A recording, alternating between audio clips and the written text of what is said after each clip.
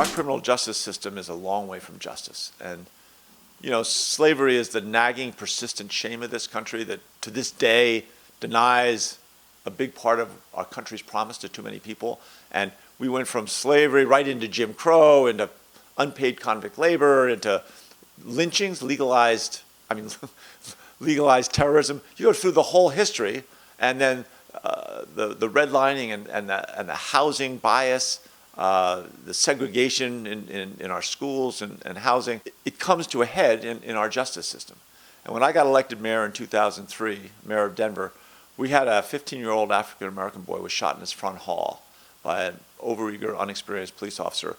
And I went to work with the faith community in the African-American neighborhoods, and we had 35 reverends and pastors, and I became their voice. I allowed them a seat at the table to negotiate with the police union. And we passed major police reform, Civilian Oversight Commission, Office of the Independent Monitor. We got full diversity in the police force. We retrained every officer in de-escalation training. We did everything 10 years before Ferguson. How can it be that this country, you know, still doesn't have that in places like South Bend, Indiana, but cities all across the country, 5 years after Ferguson? So Trump's going the opposite direction, right? He's telling the Justice Department to back away from consent decrees.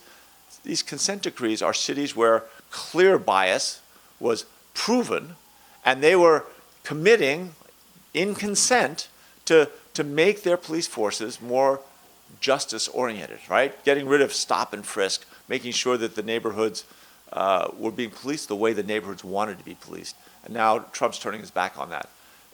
It's really quite bluntly unthinkable. But I keep coming back. We know what the best practices are. We did most of them in Denver. Let's have our Justice Department empowered to really push and make these best practices the law of the land. That we should, if a city doesn't want to have a civilian oversight commission, which doesn't cost very much money, these are volunteers, right? You have 2 staff members, but pretty inexpensive. If you're not going to have a civilian oversight commission, you should prove why you don't need it. And again, I'm sure you can. Many communities don't need a civilian oversight commission, but an awful lot that don't think they do probably do.